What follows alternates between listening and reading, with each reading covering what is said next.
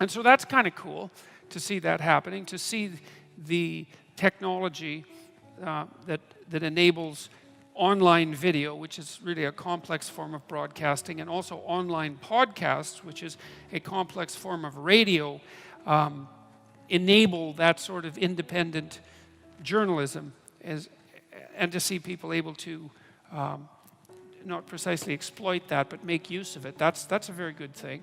And I'm thinking that might be a real positive outcome of the social media revolution. I mean, there's lots of downsides. I think Twitter is a downside. It's a pretty rough platform, and the commentary on social media platforms can be pretty brutal. We really haven't figured out how to regulate it well yet, so that it's civilized. Not so that it's censored, right? Because that's a mistake. Censored and civilized aren't the same thing.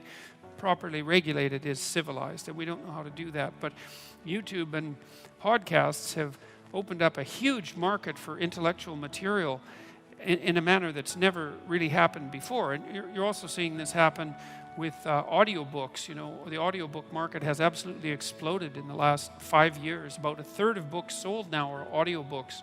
And so, and that seems to be because people, having become accustomed to podcasts, are downloading audiobooks and listening to them in their cars, or when they're exercising, or when they're doing housework, or, you know, and it's one of the advantages of this new media type is that you have it on demand and you can play it at your leisure, or when you're working, for that matter. And so, you know, I have all sorts of working class guys come up and talk to me after the show, long haul truck drivers and those sorts of people who have a lot of time. You know, obviously they're concentrating on what they're doing, but they have spare time to listen, and they're listening to, you know, 3-hour Joe Rogan podcasts on all sorts of abstract casts, on all sorts of abstract subjects, and my lectures as well. And it's really something to see that happening. And so that's one element of the intellectual dark web that's interesting and tied in with the new media revolution, because it really is a revolution to have video on demand like that, and to have it so easy to produce, and to have it permanent, and to have it distributed everywhere in the world, and to have it subtitled in all sorts of different languages, and to have it essentially free of charge and able to be produced in a day or two. I mean, it's and then it's permanent like a book. It's really something new. And then the same with the audio version. And I do believe it may be the case that more people can, like, a lot of people are intimidated by books for all sorts of reasons. I mean, highly literate reading is a relatively rare skill. Like, it's not overwhelmingly rare, but it's relatively rare. But listening, man, people can listen, you know. And so all of a sudden this complicated information is available to people who can listen, and maybe that's 10 times as many people who are likely to read, or maybe it's 50 times as many people who are likely to read.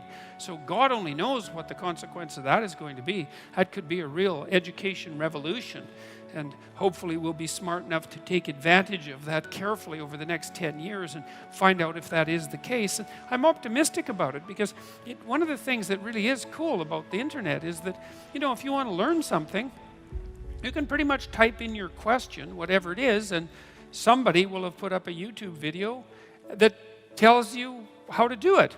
And, you know, you might have to sort through 2 or 3 of them before you find someone who's done a very high-level job of the explanation, but they've done it. And often, you know, they run an ad maybe and monetize it a little bit, but mostly I would say it's an altruistic gesture. And so that's really something.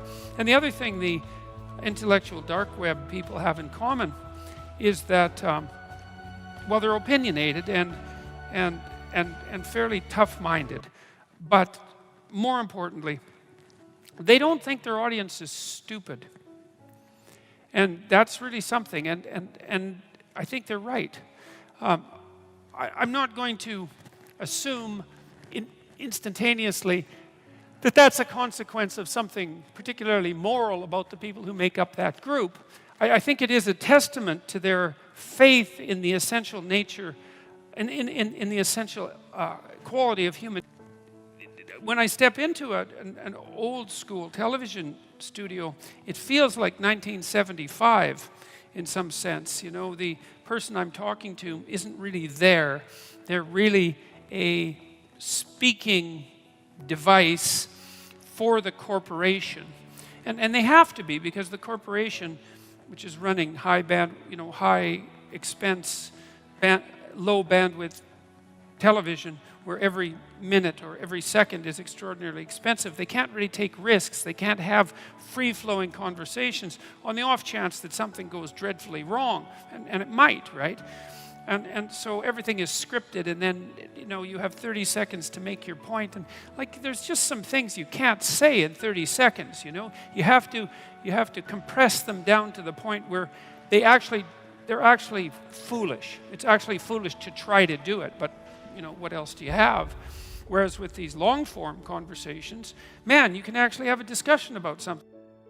You can try to get to the bottom of it, and so that's pretty cool. And then it turns out that people will actually follow along. Like I was actually absolutely stunned by. I had 4 debates with Sam Harris earlier this year, 2 in Vancouver and 1 in Dublin and 1 in London, and each of them lasted about 3 hours. And we were going to do a Q&A for each of them, but as it turned out, while we were talking, we got into the conversation, and then we asked the audience to vote by clapping whether we should continue the conversation or move to the Q&A, and it was an overwhelming majority of people wanted the conversation to continue. And so basically what happened was something approximating a 12 to 15 hour continuous conversation about the relationship between facts and values, or science and religion, and that's a fairly solid philosophical discussion. And that isn't necessarily the case that Sam and I are the 2 people in the world who would be most qualified to undertake such a discussion,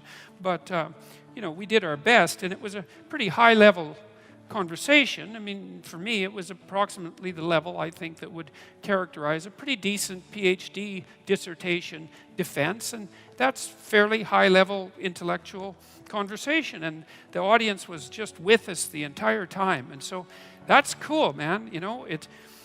It could easily be that our relatively primitive initial mass communication technologies like television made us look a lot stupider even to ourselves than we actually were, because everything had to be compressed to a very short period of time. Everything had to be scripted, so it couldn't be spontaneous discussion.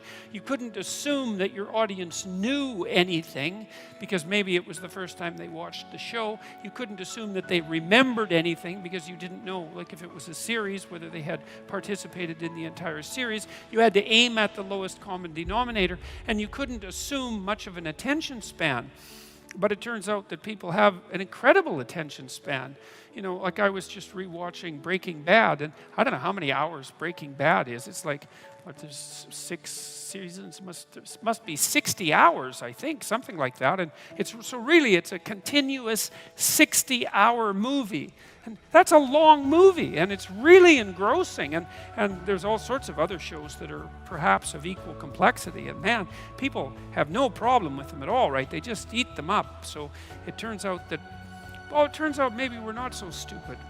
And so that'd be nice if we weren't so stupid. And I'm kind of tired of everyone assuming that we are, just like I'm tired of everyone assuming that we're some sort of cancer on the planet. I don't like that attitude about human beings. I think there's something deeply, deeply wrong about it. This is something that's just kind of an interesting historical tidbit. Back in the late 1800s, there was a biologist named Thomas Huxley, and he was the famous novelist Aldous Huxley's, I think, great-grandfather, perhaps grandfather, and very intelligent man, a very gifted family. And Huxley was a great defender of Darwin, by the way, too, and he was commissioned by the English government to do a study of oceanic resources. This was back in the 1890s.